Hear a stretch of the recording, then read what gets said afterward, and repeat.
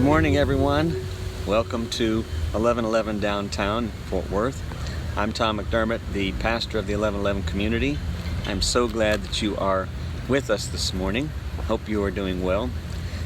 Register your attendance there while you're watching. We've been at this now for 4 months almost, this online experience, and it's very new still for all of us in different ways, but it has also opened up the door, the window, the screen for so many new folks to check in with 1111, and we're so glad to have you, especially as visitors, checking us out, and hope you'll register your attendance there. If you're on Facebook or on the YouTube Premiere channel, you can maybe make some comments to let us know that you're there.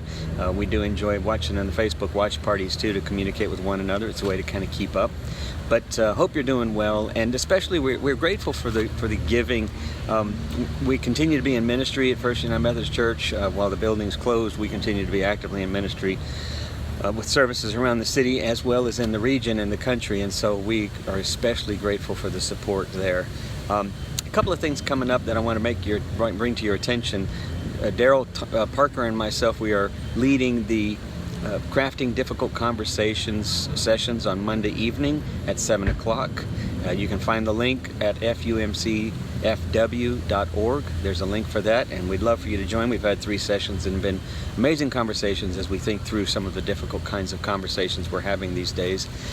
Also, Reverend Linda McDermott will be doing a another book club, which I believe will be the second Thursday of August. The date might come up there on the screen, but it's the second Thursday of August, and they'll be reading, they're reading Anne Lamott's new book, and I forget the title, but it should be up on the screen as well. At any rate, it is so good to have you with us, and I'm looking forward to seeing you soon.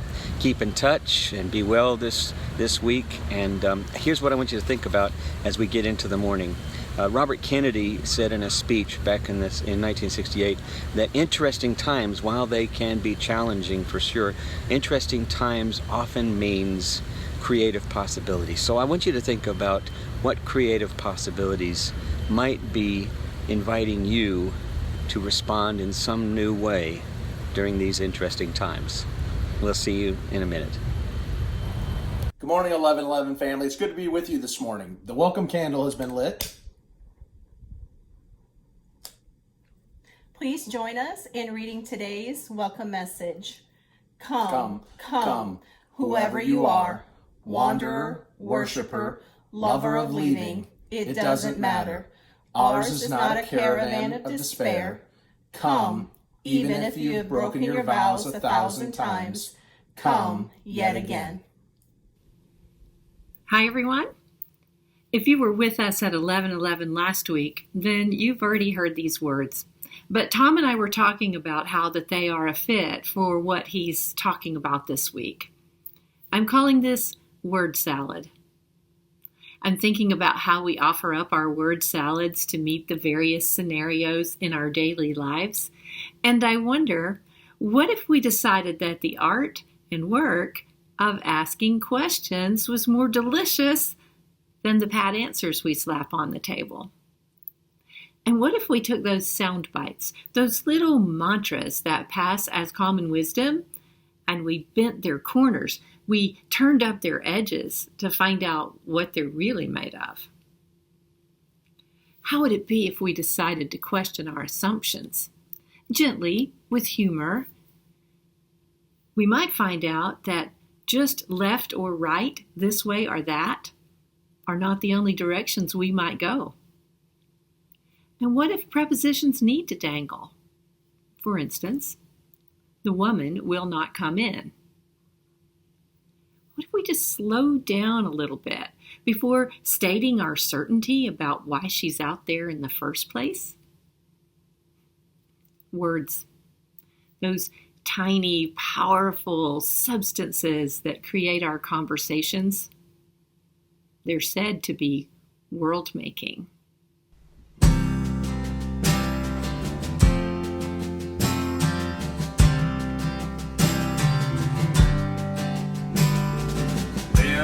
No steps to this sacred dance, just the feel of your feet on the floor.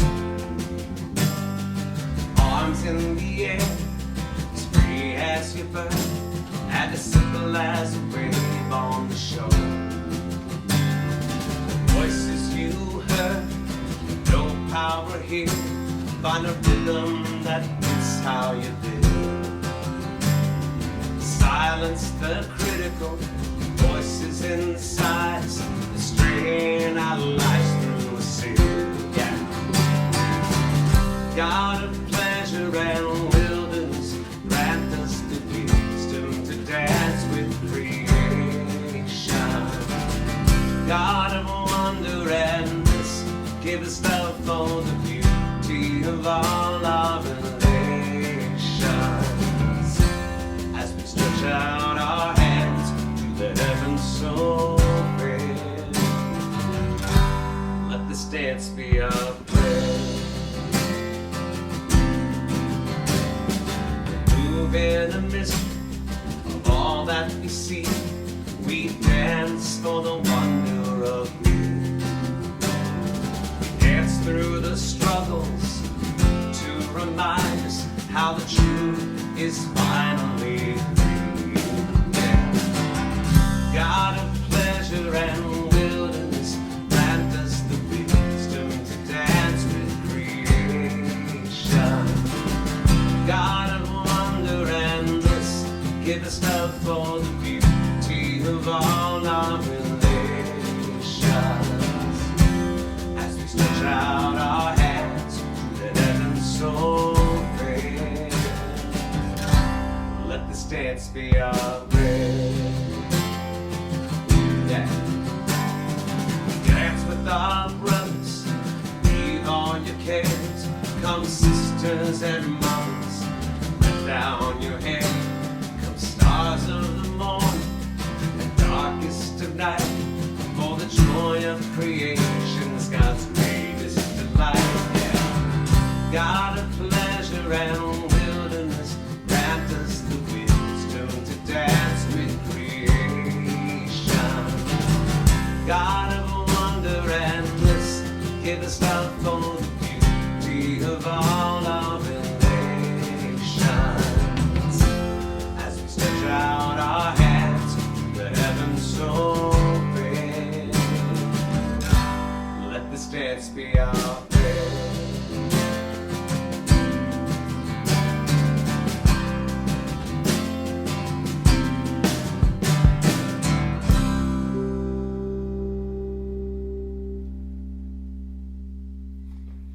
Hey everyone, it's good to be back with you. Thank you for joining us this morning again, and thank you, Sharm, for your meditation on words, your word salad, and thank you to MJ and Don Bowman for giving us the welcome call and the welcome candle, that Rumi poem. We're going to be doing this every week, I think, for the foreseeable future, and hopefully involving you all in it, and hopefully you'll agree and join in with us. Thank you to Linda, who stepped in for me last week. Linda was not planning necessarily on speaking last week, obviously. I was going to speak, and then I got sick just suddenly and had a 24-hour virus of some sort.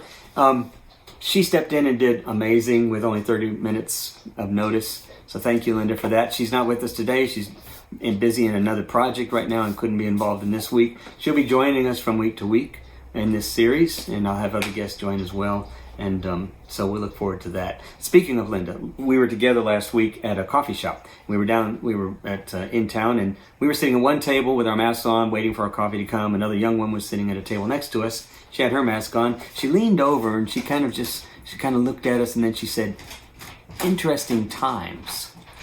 And we thought, well, I thought that was a strange thing to say. I kind of laughed and smiled, of course, with the mask on, but we both kind of smiled and we nodded and said, yeah, they are. And that opened up some conversation, and so we began to talk and have some interesting conversation. But we never did bring up the idea of interesting times again until Linda and I started walking home. Started thinking about this phrase. What a strange phrase to use to indicate what kind of time we're in. Interesting. Pandemic, life-threatening virus, the tragedy of some people we know perhaps, and certainly a lot of people who've lost loved ones. And then there's just the challenge and the difficulty of our loved ones being in the hospital, or perhaps our own loved ones who've died and we haven't been able to be with them because of the disease, because of the virus. Hardly something we'd say is interesting, perhaps. And then there's the social context of where we are, the tensions around racism and the sort of reconciliation, the opportunity for reconciliation, interracial and an interracial kind of reckoning. I mean, hopeful, interesting. I don't know. Interesting times. Economic crisis that we're in, and so many of you all having struggles financially, and we're all having sort of this challenge, the reality that the economy has been on a steep downturn until more recently, and so there's this struggle with the economy. Would we say, yeah, my financial problems are interesting? Politically, I mean, we're just in this time that is upheaval and uncertain and is insecure and is anxious, but is it interesting? And so we were talking about this on the way home, and by the time we got to back to our place, we both had realized that while the phrase is strange can be interesting. So we decided on a title for this series, and we're calling it Interesting Times, 6 Virtues to Bring Hope and Interest to Times that Seem Otherwise. So 6 practices, 6 spiritual disciplines, 6 ways of seeing that bring hope and more interest to times that seem otherwise. That's going to be our series for the next 6 weeks, and going to have some guest speakers. And so today we're going to kick off with the first virtue, which you'll discover shortly, I hope, and I'll reveal that. But for now, here's where we're going to go. Here's the roadmap. a curse and an invitation. James talks about the tongue. Words matter to the lizard brain. Carpe verbum verbum liberate. Go fly a kite. Context is everything. Vincent Harding on uncivil rights, and then a takeaway. So the phrase "interesting times" is a phrase that I wish if I could get on the show Way with Words on NPR, I would want to contact them and say, okay, give me the history of this thing. What does this really mean? It's been used over generations for the last century or two to actually designate kind of a curse. May you experience interesting times. May your life be filled with interesting times. As if to say, may you experience obstacles. May your life be filled with dangers and tragedies and difficulties. And in addition to that, it's always been used as kind of a negative way of assessing something, of making an assessment or a comment on something. Well, that was interesting. Well, these are interesting times. It's this a way of contradiction that's in the phrase, the way that it's used. In fact, Robert Kennedy, when he gave a speech at the Lincoln Memorial back in 1968, he used this word "interesting times" at the beginning of his speech. Now, it was a time when there was civil unrest at the height of the civil rights, the Vietnam War and war protests. There was just all of this social unrest going on. And then his own brother, JFK, who had been assassinated 3 years before, there was a lot of tension and a lot of unrest. And he opens up his speech there at the steps of the Lincoln Memorial, and he says, "These are interesting times, aren't they? But they are also times," he follows up with, "they are also times of great possibility, because interesting times always invite possibilities." All throughout the speech, he began to connect these two ideas: interesting times as an invitation into possibilities. A curse that is an invitation. That's, I think, the framework for where we find ourselves in this time of divisiveness. We find it as a difficulty. We find it as a wall. We find it as a curse. We find it as interesting times. And yet, it's an invitation into greater possibilities, opportunities, and purpose. So, a friend of mine had this experience in the church, in her first church, years and years ago. She shared it with me, and I've shared some of it with some of y'all. But back in the 90s, this friend of mine, Vicky, who was a clergywoman, she had her first church, and it was a miserable experience. She went to a church that they were just adamantly opposed to having a woman as a pastor, but it was kind of a last-minute appointment. The pastor that was there, they loved, and he left. He moved on up into another pastorate, but it left it vacant, and she was the one that was kind of in the place at the right time, but it was the wrong place for them as far as they were concerned. Before she even got there, months before she even got there, they had already set the mood and the tone for a complete disapproval and animosity toward her. Now, a lot of the congregation fell in love with her, and she managed to engage quite a few people, but the problem was that there was a very vocal contingent of people who were adamantly opposed to it, and they continued to undermine her ministry for a year. She said that at the end of the year, when she had tried to come together with the committee, they just wouldn't have anything to do with it. It reminded me of that story, that joke about the man who was left on the island. He was abandoned on the island, lived there by himself for 10 years, all alone, and on a deserted island. And 10 years later, a ship comes along, a cruise ship sees him, and they see the smoke signals, so they send out a raft to pick him up. And the crew gets out of the raft, and they pick him up, and they're about to put him in the boat, and they notice these 3 bamboo huts, 2 of them kind of close together, one further down the beach, and they say, "Hey, we thought you were alone." And he says, "Oh, yeah, I was here all alone. I was abandoned, just by myself. That's my house. That first one is my house. That's where I slept and lived." I said, "Wow, okay, well, that's nice. What's the second one?" He said, "Well, that's my church. I built that. That's my church. That's where I go to worship." And they said, "Wow, okay. But what's this third one down here down the beach?" And then he got kind of a scowl on his face, and he said, "Oh, that was my first church. Those people are miserable. You don't want to go there." My friend told me that no matter what she did, no matter how she tried to intervene or how she tried to accommodate, they just refused. They couldn't see past their own difficulty with having a woman in the church. And she never really got her head around what that was all about. When it came time to vote, she said that the SPR committee, the Staff Parish Relations Committee, voted not 5-4. The 9 members voted 5-4 to keep her for another year. But she said, thanks, no thanks, and she'd already made up her mind, asked the bishop for a move and different appointment. And so when they held us sort of a farewell party for her, the contingent that was so disapproving, of course we're not there, but one of the SPR members was there, and he approached her towards the end of the evening and privately kind of off to the side, and he said, his name was Ralph, he was an older gentleman, and he said, Vicky, I guess this has been an interesting time. And she looked at him and she said, Ralph, it hasn't. And those were the last words they spoke.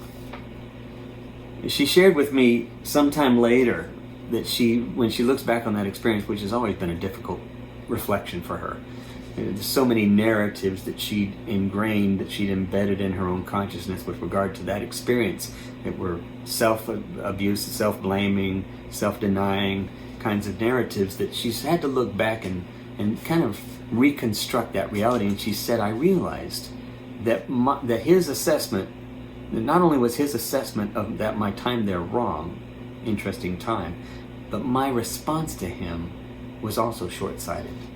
She said both his assessment and my response were short-sighted. There's a letter written by pseudonymous author James, an epistle to James it's called, in the New Testament. It's about this community. It's written to a community in the first century that's a community of Jewish Christians. They're living close to Jerusalem. They're followers of the ways of Jesus, but they're devout followers of the Torah as well. So they're devoutly Jewish. But it's also a bit of a split, because there's a contingency apparently there who truly sort of just are aligned with Jesus' teachings now. And then there's a contingency there who's just truly still aligned with Torah. I mean, these were Jews. And so there were certainly those who, they respected the Torah, but they were followers of Jesus now. They respected Jesus, but now they're still adherents of the Torah. And there was this fissure between them that continued to create a deeper and deeper division. And so the author of James wrote in the 3rd chapter, he said, be careful to presume to be a teacher. In other words, to presume to know anything. Because teachers are often judged more harshly, as if what they say and do ought to be blameless and perfect. And we all stumble in so many ways. Don't presume to be a teacher, because you'll be judged by the words you use.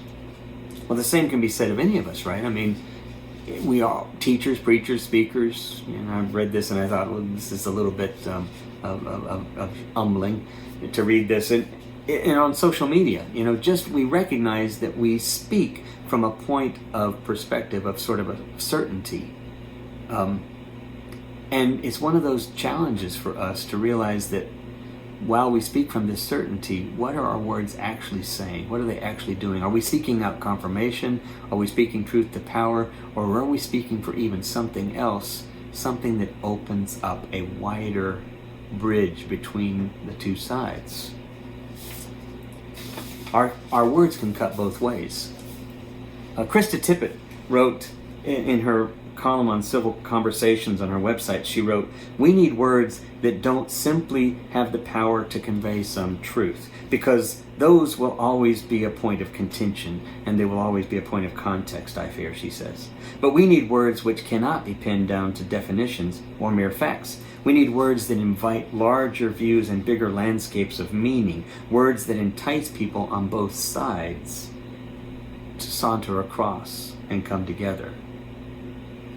Our word choices can often be spoken as truth to power, which we have to speak truth to power. We certainly need to, it's incumbent upon us as people of faith, as Christians, to speak against injustice, to speak against inequities and such. But at the same time, where are we speaking the truth to power? And are we preaching to the choir? Are we moving the needle one iota, Krista Tippett would say, are we moving it even one iota towards a place of greater diversity and depth of meaning, of shared meaning? In an interview with MSNBC, the entrepreneur and best-selling author Seth Godin, he suggests that in order for us to make that leap, we have to become familiar with our lizard brain. We have to tame the lizard brain. The lizard brain loves words, especially words that trigger fear or anxiety or insecurity. The lizard brain is that part of our brain, that limbic system in our brain that's a part of the base, the brainstem. It's the oldest evolved part of our brain and the simplest. It's designed simply to protect, to send us off flying or to send us into conflict, to send us into battle. We tend to react, though, to situations out of this limbic system, out of the lizard brain. So we almost encounter all of our moments unconsciously, hardly aware of this limbic system's potential for affecting everything we do. We encounter a moment with some anxiety before we even realize we're anxious about it.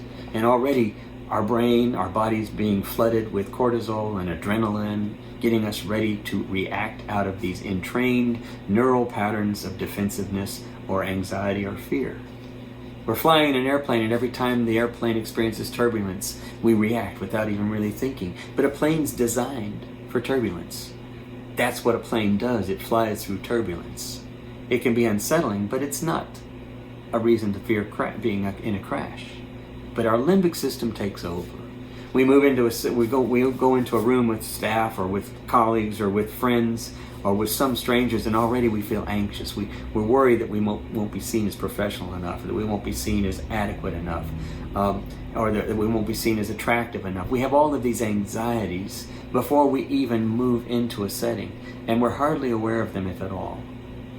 And what Seth Godin says is that we need to become aware enough of the lizard brain in us that we can begin to tame it. In fact, he says that we can begin to dance. He says only when we learn to acknowledge those moments, to find and recognize those triggers, those moments when the lizard brain is acting, when we're experiencing this visceral sense of anxiety or tension, only when we can identify those and acknowledge them in a concrete way can we begin to dance with the lizard.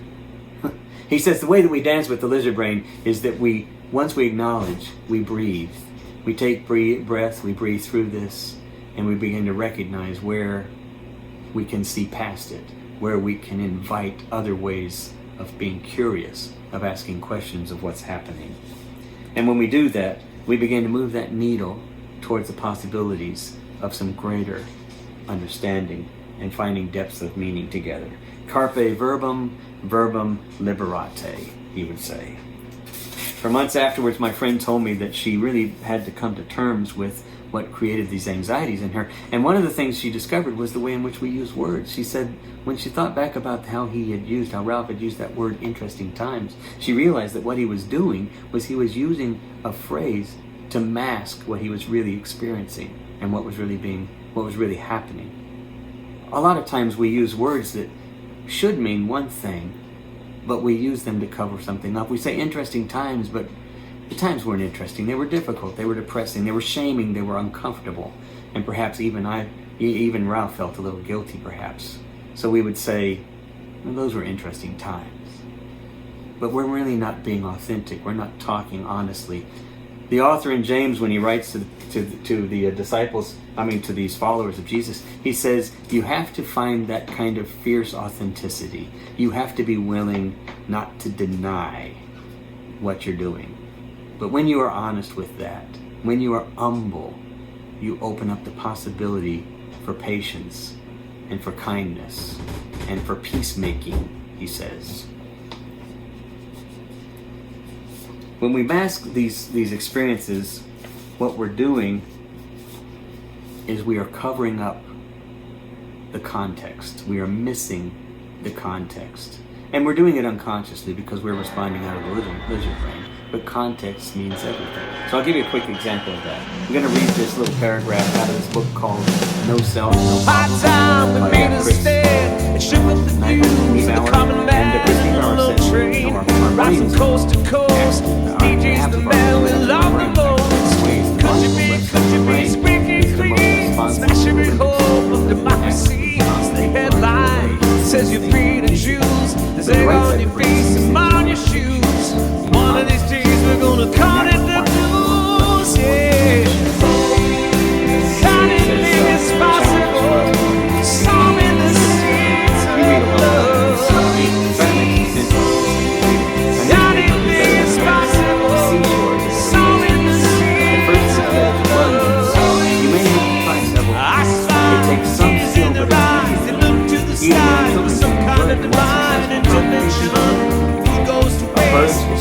nice to eat, so nice to taste. Politician Granny with your high ideals and your no idea how the majority feels. So without love and a promised land, fools to the rules of the government plan. Kick out the style, bring back the change. So since I came to the States, a lot of us had friends who were right by seashore, get a place in the streets. What's the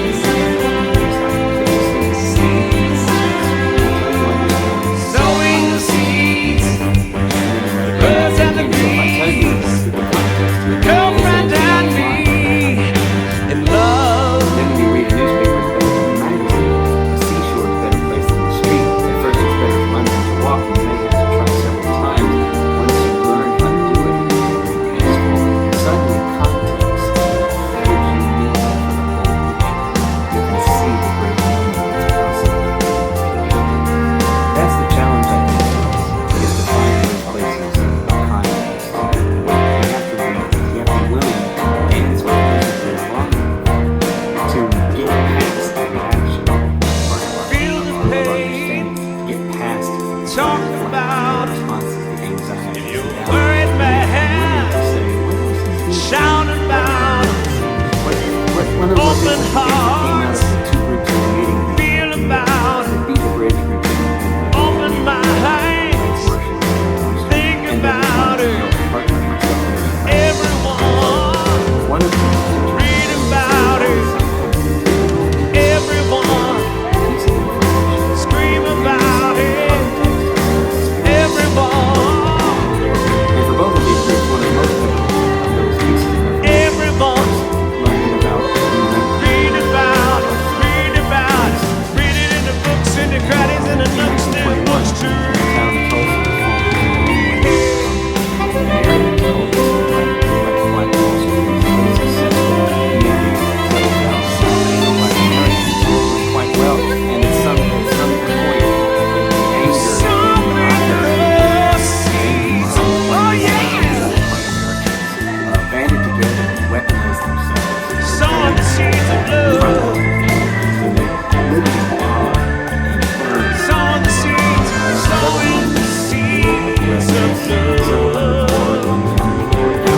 sowing the seeds of love.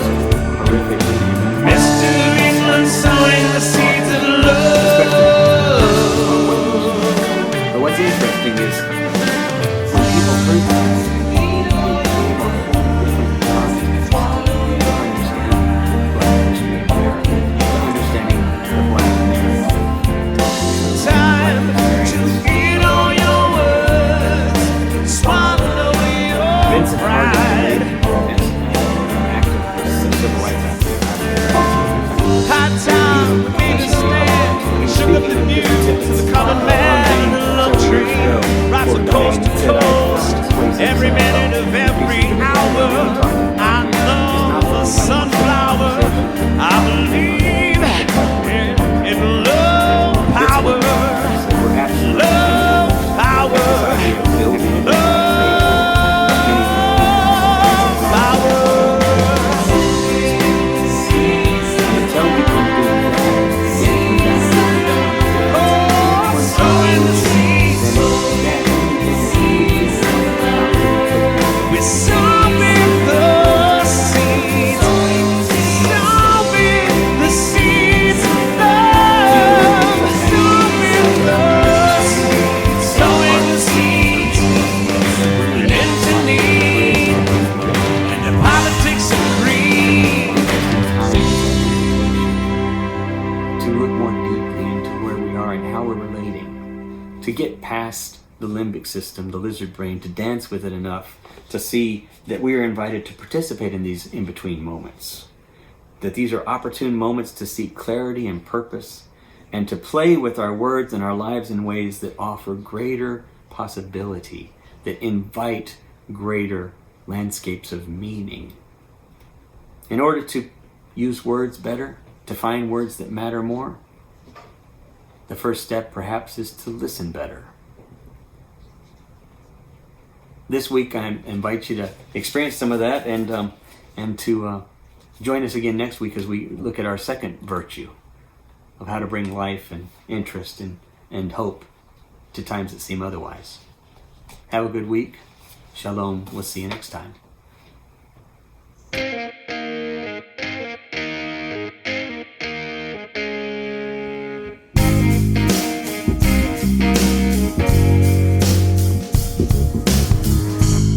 It's morning, I wake up, the taste of summer sweetness on my mind.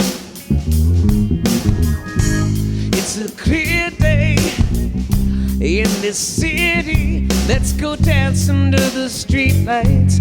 All the people in this world has come together more than ever. I can feel it, can you feel it? Come on over down to the corner. My sisters and my brothers of every different color. Don't you feel that sunshine? Telling you to hold tight, things will be alright. Try to find a better life. Come on over down to the corner. My sisters and my brothers, they're for one another. Won't you come on over? Man, I know you want to let yourself go. Let yourself go.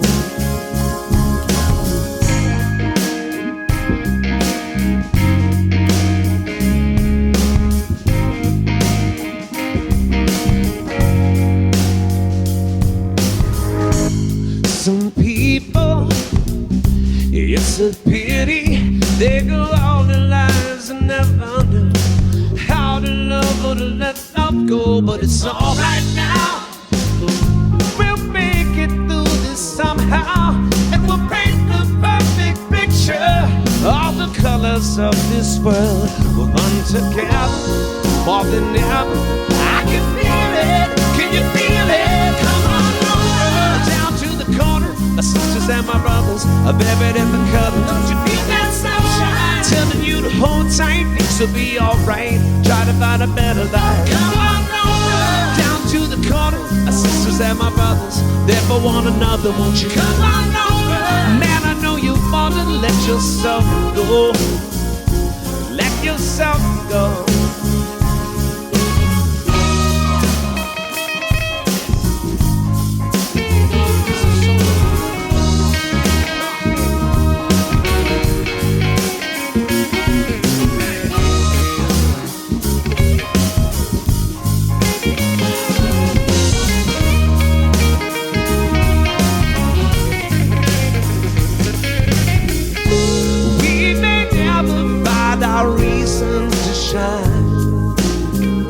But here and now, this is our time,